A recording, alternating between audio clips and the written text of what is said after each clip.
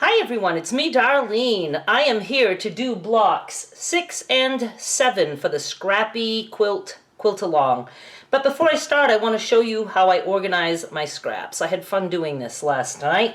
Things start to get mixed up, but no more. When I'm done cutting my pieces, I am going to box them in this manner. These are all my big pieces. I have them stacked right here. These are pieces that are not as big as this. They're not that wide, yet they're, kind of big. They're not like just little squares or things that have already been cut. And then this is stuff that's either left over. For instance, this one, I can get a 2-inch square there. Then it's a little too narrow, but when I need a 2-inch square, I will cut it, and then this will go into my crumb box.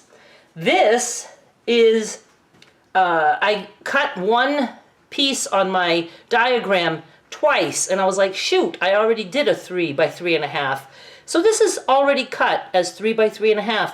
What I do is I look at my little pieces first and I see what can I use here that will work on the diagram.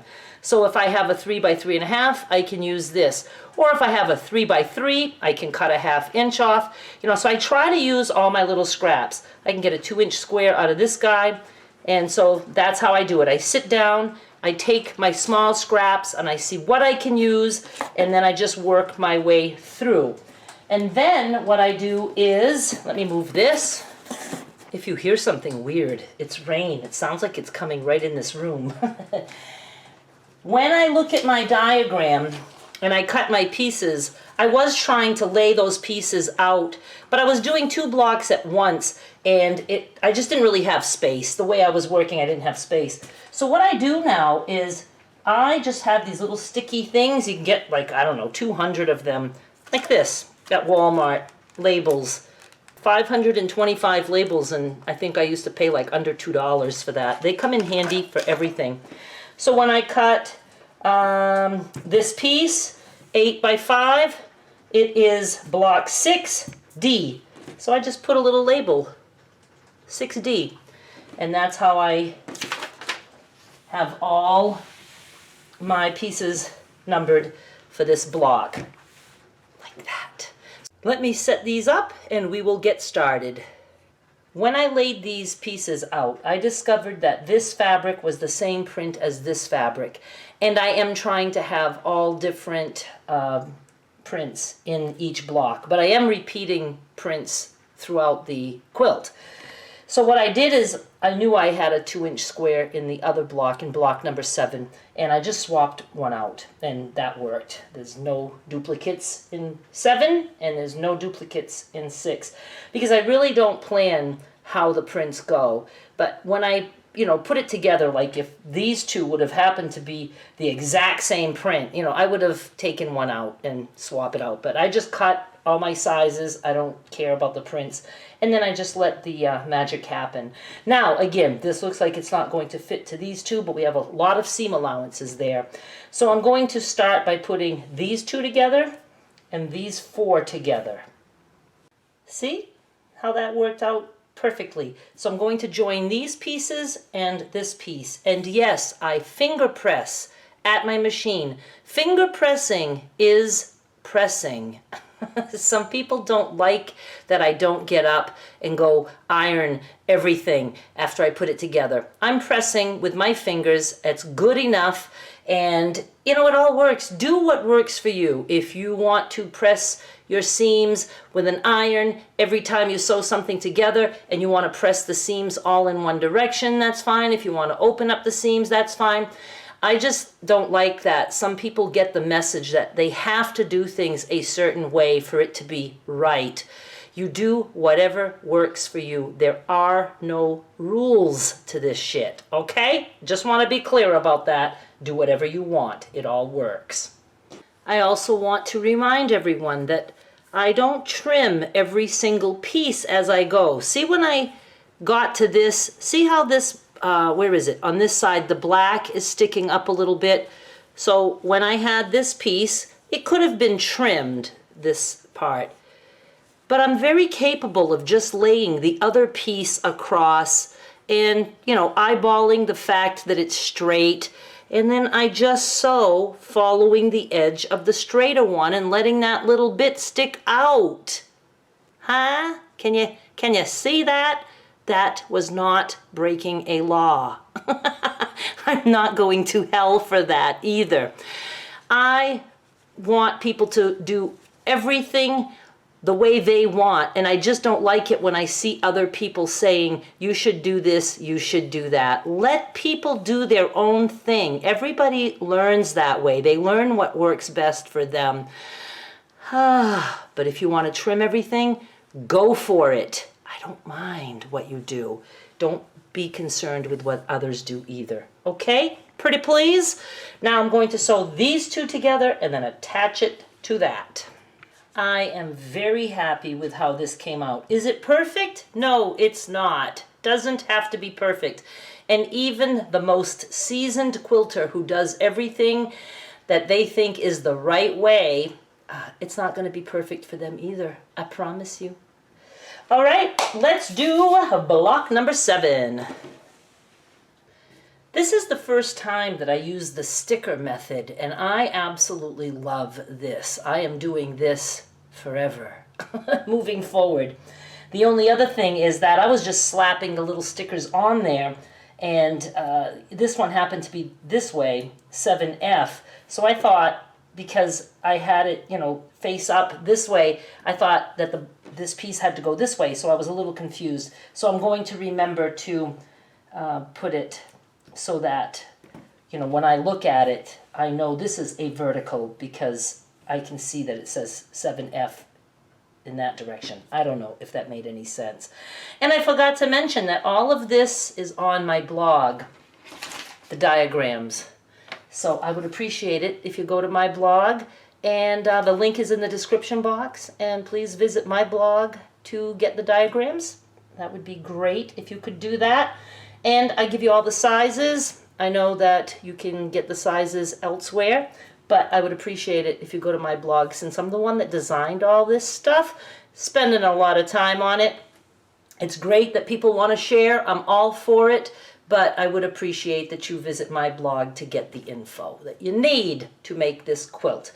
Okay, let's slap this one together. I'll start with these two, add that to there, and put these two together and add that to there. So let's make all of this, and do remember, you can swap position. If you want the little one on top, move that down. You want to swap the order there, do whatever you want. And then you could even turn this whole thing so that the purple is down here and that's up there. Oh, this is from the dog panel. Isn't that cool? I don't know if I've done that yet, but you know how they have borders on those panels? This happens to be Lorelei, and that's the where I'm getting the little dogs. I'll have another dog in here somewhere. So I thought that I would cut that, and I was quite happy with the results of that. Okay, putting all this together. I have something that I'm glad happened, because I'm going to show you that I did not make a mistake. This is all put together. I was going to add this to this and then put it there. But this piece is not as wide as this piece. This has to go here first. I have to attach those two. If I attach this here, then we'd have a lot of trimming to do, and the whole bottom of this block would not be working. So this has to go here, and then when this is all put together and this is put together, it's going to match to that, and then that's all going to go to the top. I know that sounds complicated, so that's why you need to watch my video and all the way through, so you know which order to put these things. So here's what I'm going to do. I'm going to attach this guy to here, and I'm going to put this little 3B thingy together. These two, and then I'm going to attach that to here. And I wanted to let you know that I'm leaving my little labels on as I sew. That way I can quickly just look at my diagram and know that these are in the right order. Again, they don't have to be in the right order. They just have to be at least, fitting the right way. And so now that goes here. Take my little labels off. So this is going to be a section that I can put together, and then these two have to go like this. See, the seams, they're not going to be matchy-matchy. There's no intersection there. And I do that on purpose because it just adds interest. So I'm going to attach these two and then this to here, and then I'm going to attach these two, and we'll see that it fits. Okay, here I go. Now you'll see what we have here. The seam on this piece is up here. The seam on this piece is down here. No intersections, so we don't have to worry about matching up the seams. You can turn it. Now the seam would match up. But that's not what I was going for. I wanted something different, like this, with no intersection. Now, if you run across someone online who is saying I screwed up, you know that they didn't watch my video. They must have added this to here first and not connect these two first. I almost did that. So yeah, it was a little tricky. That's why you got to watch my videos to see how it all works. Certain orders that you have to put things together. So now I'm going to attach these two, and then I'm going to attach it to this guy. I think it's going to be a pretty block. Before I join this to this, I wanted to show you. See? No intersection matching there. Exactly what I was going for. Now I'll join. I really liked the blocks today, and here's the last one, again made with no level of perfection.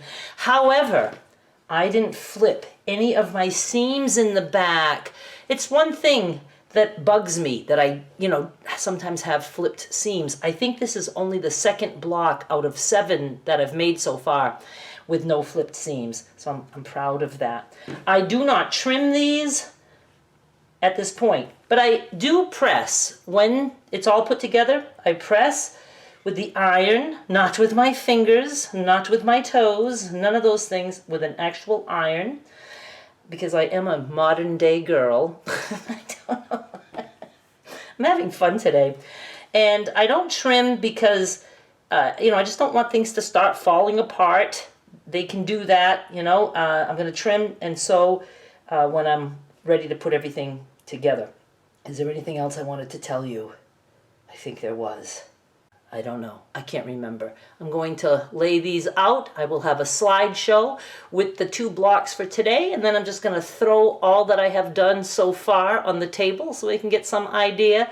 And doggies will be coming back. I just need to count how many I already have. And I hope you're enjoying it. There will be another quilt along after this one, so please subscribe. Stick around. I'll be back with more soon. Thank you so much for watching. Bye.